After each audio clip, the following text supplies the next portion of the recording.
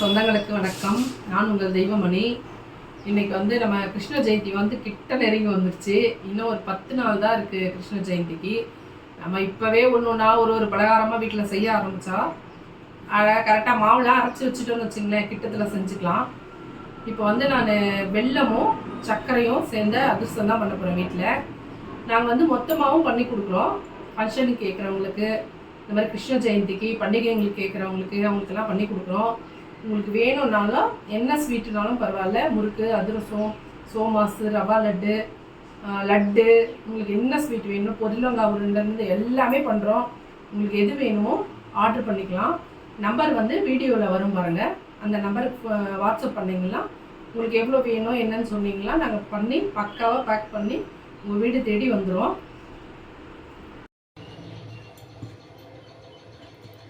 பாருங்க, அதிரசம் செய்கிறதுக்கு ஒரு 1.5 கிலோ மாவு பச்சரிசி எடுத்திருக்கேன். நல்லா வெள்ளையாக இருக்குது பாருங்கள். இதை நல்லா கழுவிட்டு, நல்லா கழுவணும். ஒரு 3-4 தடவை நல்லா பசைஞ்சு கழுவிடுங்க. அதில் அந்த குழன்னு வரும் பார்த்திங்களா, கஞ்சி தண்ணி, அந்த மாதிரி அந்த தண்ணி அதில் வராத அளவுக்கு, இப்போ வேக வச்சா அந்த தண்ணி வரக்கூடாது, அந்த அளவுக்கு இதை கழுவணும். நல்லா பசைஞ்சு கழுவிடணும். கழுவிட்டு நல்லா தண்ணி ஊற்றி ஊற வைக்கணும். குறைஞ்சது ஒரு 2 மணி நேரம், அதிகபட்சம் ஒரு 3 மணி நேரம், அவ்வளோ ஊற வச்சா போதும்.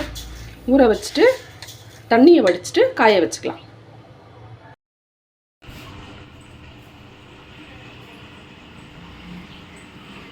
நம்ம அரிசி 2 மணி நேரம் காய வச்சு தண்ணி வடிச்சிட்டு இந்த மாதிரி வெள்ளை துணி போட்டு காய வச்சுக்கிறேன். கண்டிப்பாக வந்து நம்ம நிழலில் தான் காய போடணும், வெயிலில் காய போடாதீங்க. வெயிலில் காய போட்டிங்கன்னா பாவு வந்து முறிஞ்சு போயிடும். நிழலில் காய வச்சாதான் பாவு நல்லாயிருக்கும். நிழலில் காய போடுங்க. நான் கொஞ்சமாக இருக்கிறதுனால எங்கள் டேபிள் மேலே காய போடுறேன். நாங்கள் நிறைய 50 கிலோ 25 கிலோ அந்த மாதிரி கலரும் போதுனா நான் கீழே தான் போடுவேன்.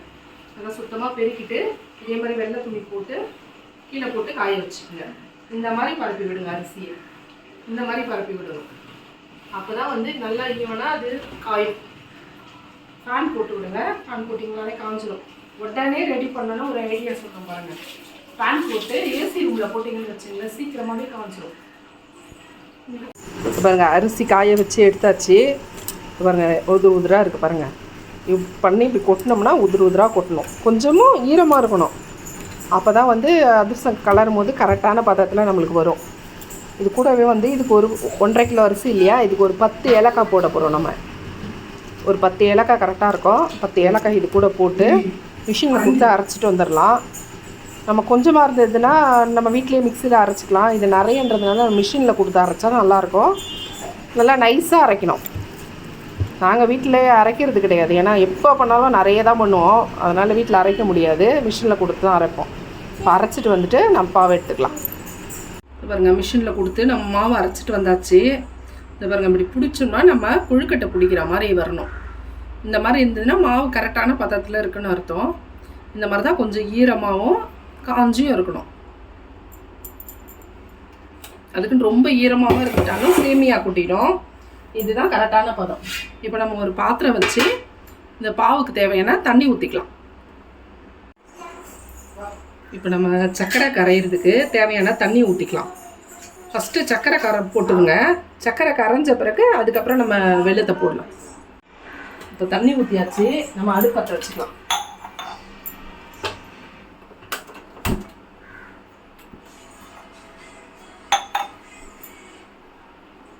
ஃபஸ்ட்டு சர்க்கரை போட்டுக்கலாம். நம்ம சர்க்கரை கரைஞ்ச பிறகு தான் நம்ம வந்து வெல்லம் போடணும். சர்க்கரை கரைஞ்சிடணும், அதுக்குன்னு கொதிக்க விட்டுடாதுங்க. கொதிக்க விட்டிங்கன்னா பாவு இது முதல்ல கெட்டியாயிரும், அப்புறம் அந்த பாவு கூட்டுறதுக்கு லேட் ஆகிடும். அதனால் சர்க்கரையை ஃபஸ்ட்டு போட்டுங்க. கரைஞ்ச உடனே நம்ம வெல்லம் சேர்த்துக்கலாம்.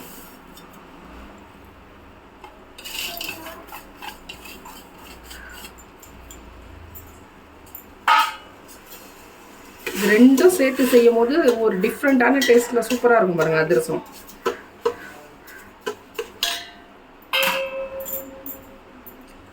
சிலருக்கு வந்து சக்கரை அதிரசம் பிடிக்கும், சிலருக்கு வந்து வெள்ளை அதிரசம் பிடிக்கும். இது ரெண்டுமே சேர்ந்து இருக்கிறதுனால இந்த அதிரசம் எல்லாருக்குமே பிடிக்கும். சூப்பராக இருக்கும், நல்ல டேஸ்ட்டாக.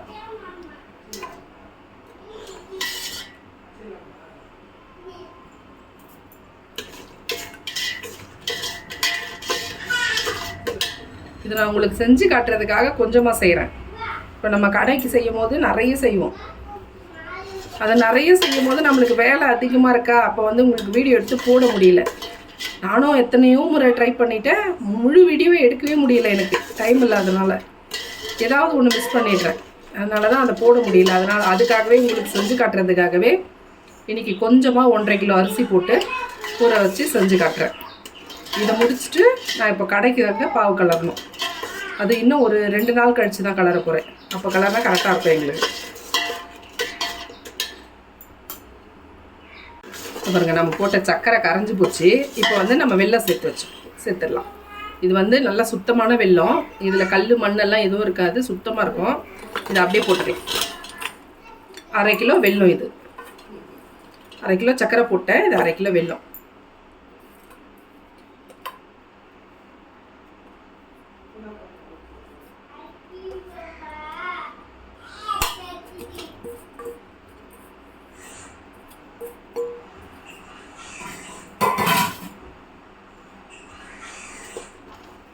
இதையும் கலந்து விட்டுக்கலாம்.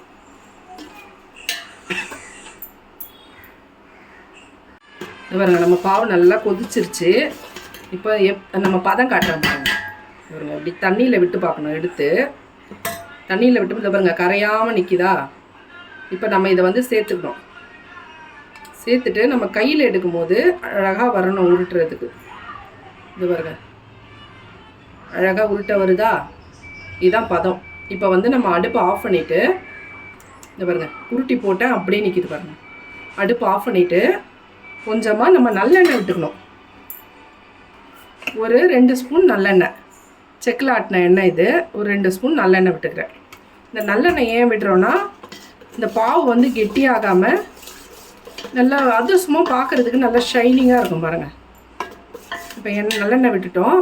இப்போ வந்து நம்ம மாவு போட்டு கலரிக்கலாம்.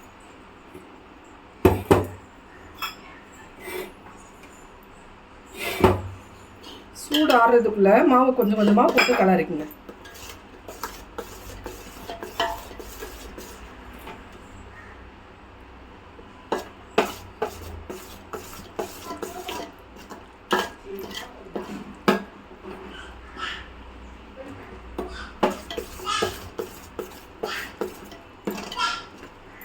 மொத்தமாக கலரிட்டு காட்டுறோம் பாருங்கள். இது பாருங்கள், கலரியாச்சு. நம்ம வச்ச தண்ணி, போட்ட சர்க்கரை, வெல்லம் எல்லாமே கரெக்டான அளவு இருந்தால் இந்த மாதிரி கரெக்டாக வந்துடும் பாருங்கள். இது பாருங்க, இந்த மாதிரி வந்துடும் பாவு உங்களுக்கு.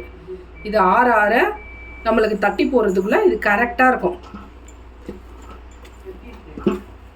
அவ்வளோதான், சூப்பராக ரெடி ஆயிடுச்சு. இது மேலே இதை வந்து காய விட்டுறக்கூடாது. அதனால் என்ன பண்ண போகிறோம், கொஞ்சம் எண்ணெய் ஊற்றி வைக்கணும் மேலே. இந்த பாருங்க எப்படி அப்படியே சுழட்ட வருதுன்னு பாருங்கள். அழகாக இதை பாருங்கள், இவ்வளோ அழகாக வருது பாருங்கள். இதை கரெக்டான பதத்தில் இருக்குது. இப்போ நம்ம இதை வழிச்சிட்டு கொஞ்சம் எண்ணெய் ஊற்றி மேலே எடுத்து வச்சிடும். அவ்வளோதான், பாவு நம்ம கலரி முடிச்சிட்டோம். இப்போ மேலே வந்து இது காய விடக்கூடாது. அதனால் நம்ம கொஞ்சமாக எண்ணெய் ஊற்றி இந்த பாவை லைட்டாக அழுத்தி வச்சுருவோம். பாருங்க, எண்ணெய் ஊற்றி மேலே ஒரு துணி போட்டு கட்டி வச்சிடணும். பாருங்க, ஒரு துணி போட்டு இதை கட்டி வச்சிடணும். இதை வந்து மூடி போட்டு மூடினோம்னா அந்த ஆவி தண்ணி வந்து பாவில் கொட்டிடும். அதனால் மூடி போடக்கூடாது. நம்ம துணி போட்டு கட்டி வைக்கிறோம். இந்த மாதிரி கட்டி வச்சிடணும். நம்ம பாவு ஆறின பிறகு மூடி போட்டுக்கலாம். பாவு ஆறுற வரைக்கும் நம்ம துணியில் தான் கட்டி வைக்கணும், மூடி போடக்கூடாது. பாருங்க, இவ்வளோ தான் கட்டியாச்சு. இது வந்து 1 நாள் 2 நாள் நல்லா ஊறின பிறகு தட்டினோம்னா சூப்பராக இருக்கும். இப்போ நான் வந்து 1 நாள் தான் ஊற வைக்க போகிறேன். ஊற வச்சு இப்போ நாளைக்கு தட்டுவேன். நாளைக்கு அதிரசம் பண்ணும் போது உங்களுக்கு காட்டுறேன் பாருங்கள். இது பாருங்கள், நேற்று நம்ம பாவு கலரி வெள்ளை துணி போட்டு கட்டி வச்சோம் பார்த்தீங்களா. இது பாருங்க, பாவு சூப்பராக செட் ஆயிடுச்சு நமக்கு. இது பாருங்க, அருமையாக வந்துடுச்சு பாவு. சூப்பராக இருக்கு பாருங்க. ஏன்னா கையில் கொஞ்சமாவது ஒட்டுதா பாருங்க. இப்படி இருக்குது, இப்படி கையில் கொஞ்சம் கூட ஒட்டாமல் சூப்பராக இருக்காங்க. கரெக்டான முறையில் நம்ம அந்த அரிசியை காய வச்சு கரெக்டான அளவு வெல்லம் போட்டு கரெக்டான அளவு தண்ணி வச்சு கலர்னு வச்சிங்களேன், இந்த மாதிரி கையில் ஒட்டாமல் வரும். இதில் ஏதாவது ஒன்று சொதப்பினாலும் பார்த்தீங்களா நம்மளுக்கு பாவு கெட்டு போயிடும். இந்த பாருங்கள் சூப்பராக இருக்குது. இப்போ வந்து நம்ம தட்டி போட்டு காட்டுறேன் பாருங்கள். பாருங்கள் கடாய் வச்சு எண்ணெய் ஊற்றிக்கலாம். நான் வந்து சன்ஃப்ளவர் ஆயில் தான் யூஸ் பண்ணுறேன். உங்களுக்கு வேணும்னா எந்த எண்ணெயில் வேணாலும் போட்டுக்கலாம். நீங்கள் நெய்யில் போட்டிங்களா வச்சிங்களா அதிரசம் செம்ம டேஸ்ட்டாக இருக்கும்.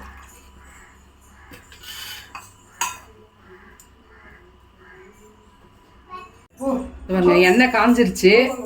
இப்போ வந்து நம்ம இது பாருங்கள் உருண்டை பிடிச்சி வச்சுருக்கேன். உங்களுக்கு என்ன சைஸ் வேணுமோ அந்த சைஸில் நீங்கள் உருண்டை பிடிச்சிக்கலாம்.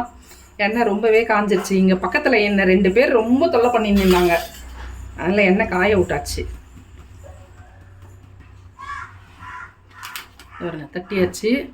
இந்த மாதிரி தட்டிங்க, ரொம்ப மெல்லிசாவும் வேணாம் ரொம்ப தடியாகவும் வேணாம், இந்த சைஸ் தட்டிங்க. எண்ணெயில் போட்டோம்.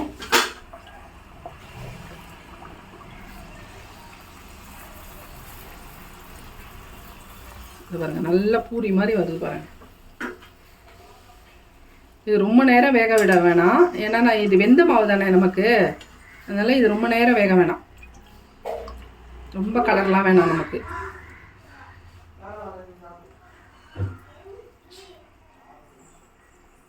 அவ்வளோதான். இப்போ நான் கரெக்டாக வெந்திருக்கோம் நம்மளுக்கு. இதை எடுத்துட்டு எண்ணெயை லைட்டாக வந்து இது கரண்டியில் ப்ரெஸ் பண்ணாலே போதும். ஏன்னா சர்க்கரையும் அதிரசமாக இருக்கிறதுனால நம்மளுக்கு எண்ணெய் ரொம்ப இழுக்காது. இது வெள்ளை அதிரசம் வைங்களேன், நிறைய இழுத்துரும் நம்மளுக்கு, எண்ணெயை நிறைய இழுத்துரும்.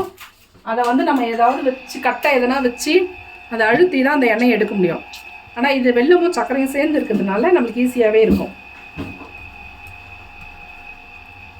உங்களுக்கு எந்த அதிரசம் வேணும்னாலும் பண்ணி கொடுப்போம். உங்களுக்கு நெய்யில் வேணும்னாலும் பண்ணி கொடுப்போம். அந்த நெய்க்கு என்ன காசு ஆகுதோ அது மட்டும் எக்ஸ்ட்ரா வாங்கிப்போம்.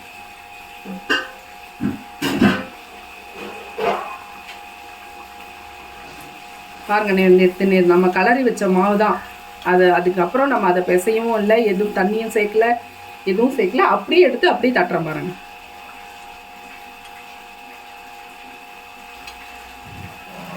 அவ்வளோதான். நான் சொன்ன மாதிரியே செய்யுங்க, ஈஸியாக இருக்கும் உங்களுக்கு. அதிரசம் கஷ்டம்னு யார் சொன்னாங்கன்னு கேட்பீங்க. எங்கள் வீட்டில் பண்ணும்போது நல்லா கொஞ்சம் அடிக்கணகமான பாத்திரமாக எடுத்துக்கங்க அதிரசம் பண்ணுறதுக்கு. நாங்கள் வந்து இரும்பு கடாயில் பண்ணுவோம். இது வந்து அலுமினியம் தான், ஆனால் கொஞ்சம் நல்லா இண்டூல் நினைவுது, நல்லா திக்காக இருக்கும். இந்த கடாயை தான் வச்சு யூஸ் பண்ணுறேன். இது சூப்பராகவே வரும் எனக்கு. நான் ஸ்டவ்வில் இங்கே பண்ண தந்தால் இந்த கடாய் தான் வச்சுப்பேன். இது நல்லாவே வரும் எனக்கு. எல்லாம் சப்ஸ்கிரைப் பண்ணுங்கள், ஷேர் பண்ணுங்கள், பெல் பட்டனை கிளிக் பண்ணுங்கள்.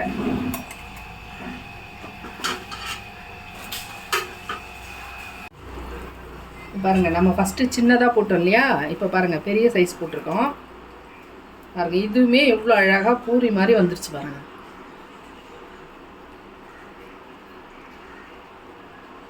எப்படி இருக்குது பாருங்கள். இது வருங்க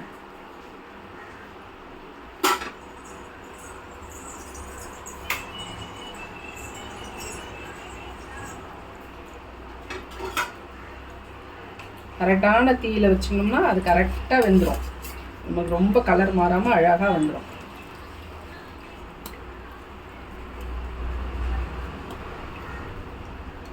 அவ்வளோதான். எண்ணெய் அழுத்தி எடுத்தாச்சு. கொஞ்சம் நேரம் பேப்பர் போட்டு அது மேலே போட்டு ஆற போட்டுருங்க. ஆற போட்டு அதுக்கப்புறம் எடுங்க.